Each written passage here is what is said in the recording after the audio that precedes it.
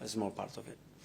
But do you sort of force yourself to do it? I mean, can you get motivation from watching your rival in those moments? No, at the end are your colleagues as well, and I know some of the people in the staff as well, and I know how much work everybody puts. And listen, they deserve to win it. They've done it in a manner, in a way that has given no chance to the others, and you have to congratulate. That's a sport as well, and you have to accept that the reasons why you haven't been able to achieve it and try to improve. That's it. I mean, it's not something that you sort of watch and remember and think this is motivation for next season or the summer. Well, it can be part of your motivation. That's not the biggest part. My motivations are much more focused in other aspects than that one. But it hurts to watch it, that's for sure. I just want to ask you one about William Saliba. There was no distraction. They got the job done. Yeah, it's good. They had this distraction. The good thing is that they had them in the pitch all the time, which is something very positive. And it's a club. In the last 10, 15 years, they've been consistently there, fighting for trophies, winning big trophies, winning the Champions League. So they're used to that. So nobody, I think, should be surprised because they have the level. And yeah, they merit because they've done a lot of things very, very well. So deserve champions. You'll face Anthony Raola this weekend. Yeah. You played with Ian, talkSPORT. Hi, Mikel. How are Hi. you? Good, thank you. Has it hurt you this season not winning the league? Yeah, You personally? big time, yeah. Do you want to expand on that? It's in my tummy there, so I understand that it's a team that has been more consistent and it had a lot of the ingredients that you need to win it, but it's very painful, yeah. Because this was meant to be your year.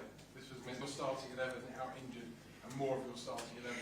That's another discussion. We have so much to play for still in the two competitions, Premier League and Champions League, and the focus is that at the end of the season we have many weeks to reflect and do the work that we are already preparing to give you much better answers. Is that one of the key things you've got to do though, this weekend?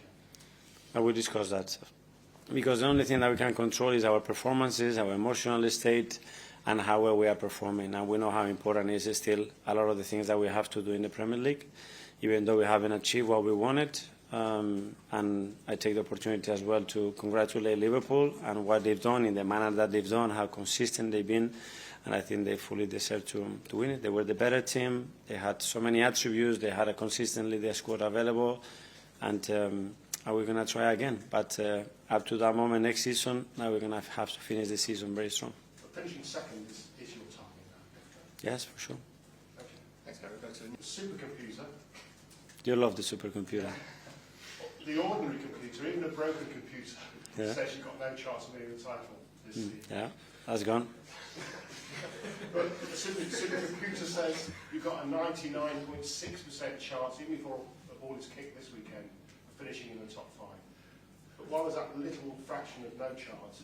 That's going to be the message to the players. The message is very clear. Now we have to earn the right to win the game tomorrow, be better than Bournemouth, and win the game. That's what we have to do, and that's the way we have prepared since 2 days ago.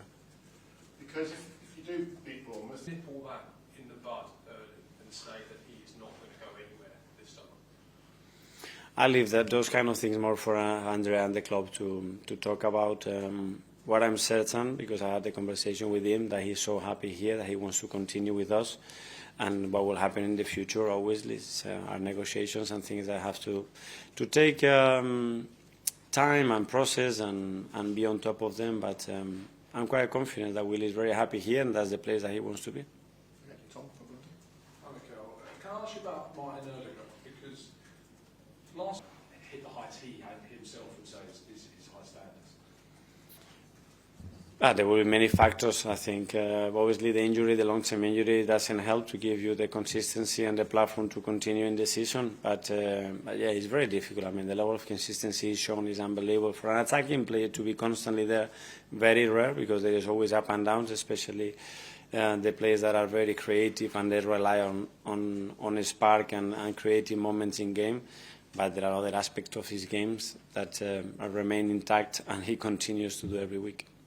A couple of years ago we saw Fabio Vieira came in and added some depth there. Vieira left obviously in the summer on loan. Is that He is potentially going to be back? I think so. I think if everything goes the way it's going at the moment and the way it's planned, I think he will have a chance to play a few games in the season. Any others? Declan Rice, Yeah. who's achieved in less than 2 seasons. Unbelievable. What can I say about him? About consistency, availability, the way he's performed, the way he has adapted to the club, to the team. I think it's been an unbelievable signing. What about him for next season? Is he someone you factor into it? For the near future, yeah, I think let's see how this evolves, but we certainly got a big talent there. And can I just ask you one on Bournemouth? In terms of teams you